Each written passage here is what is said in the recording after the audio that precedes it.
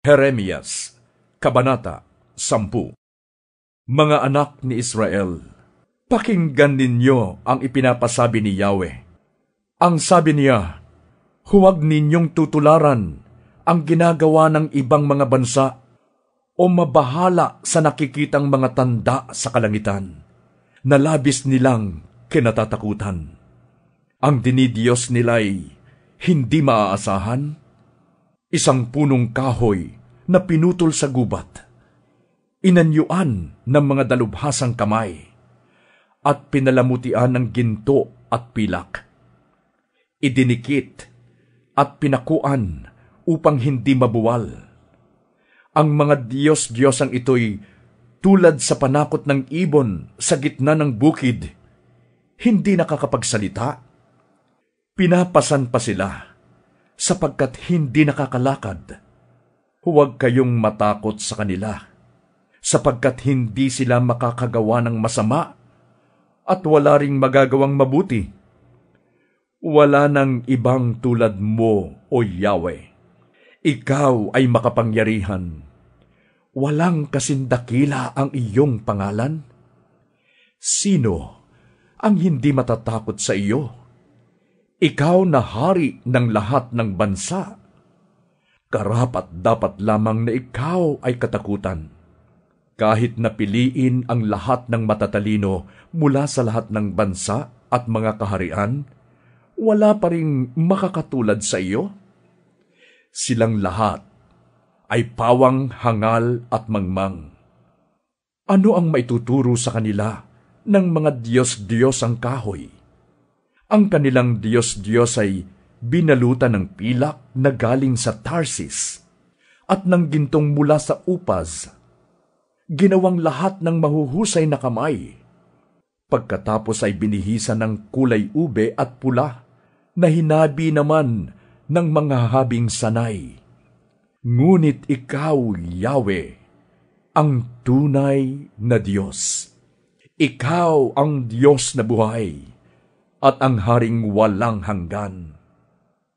Nayayanig ang daigdig kapag ikaw ay nagagalit, at walang bansang makakatagal sa tindi ng iyong poot. Sabihin ninyo sa mga Diyos-Diyosan, ang sinumang hindi makalikha ng langit at lupa ay dudurugin at lubusang mawawala sa ibabaw ng daigdig. Nilikha ni Yahweh ang lupa sa pamamagitan ng kanyang kapangyarihan. Lumitaw ang daigdig dahil sa kanyang karunungan. At iniladlad niya ang langit sa bisa ng kanyang kaalaman. Pagkarinig sa kanyang utos, umugong ang mga tubig sa kalangitan. Napagsama-sama niya ang mga ulap mula sa lahat ng hangganan ng lupa. Nagagawa niyang pakislapin ang kidlat sa gitna ng ulan at nagpapaihip sa hangin mula sa kublihan nito.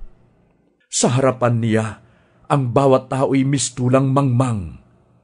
Malalagay sa kahihiyan bawat panday, sapagkat ang ginawa nilang mga Diyos-Diyosan ay hindi totoo at walang buhay. Sila'y walang silbi, sapagkat likha lamang ng pandaraya. Wawasakin silang lahat ni Yahweh. Ngunit hindi ganito ang Diyos ni Jacob. Siya ang may likha ng lahat ng bagay, at pinili niya ang Israel upang maging kanyang bayan. Yahweh ang kanyang pangalan, ang Diyos na makapangyarihan sa lahat.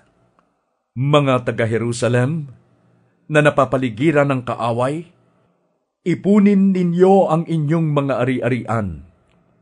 Palalayasin na kayo ni Yahweh at ipapatapon sa ibang lupain. Pahihirapan kayong lahat hanggang sa walang matira. Ito ang sabi ni Yahweh. At dumaing naman ang mga taga-Jerusalem. Napakatindi ng parusa sa amin. Hindi gumagaling ang aming mga sugat. Akala namin ito'y aming matitiis.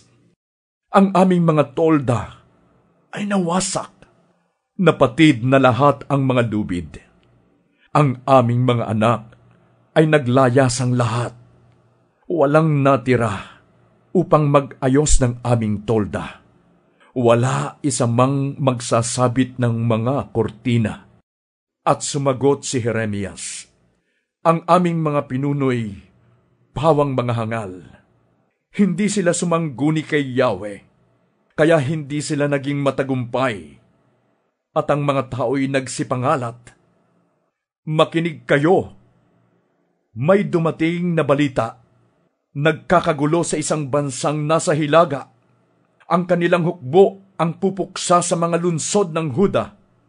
At ito'y magiging disyerto, tahanan ng mga asong gubat.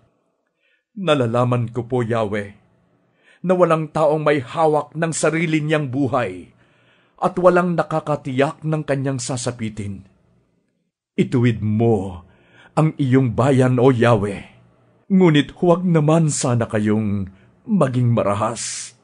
Huwag kaming parusahan sa panahong kayo'y napupuot, na siyang magiging wakas naming lahat. Ibaling mo ang iyong puot sa mga bansang ayaw kumilala sa iyo at sa mga taong hindi tumatawag sa iyong pangalan. Pinatay nila ang mga anak ni Jacob at winasak ang kanilang lupain.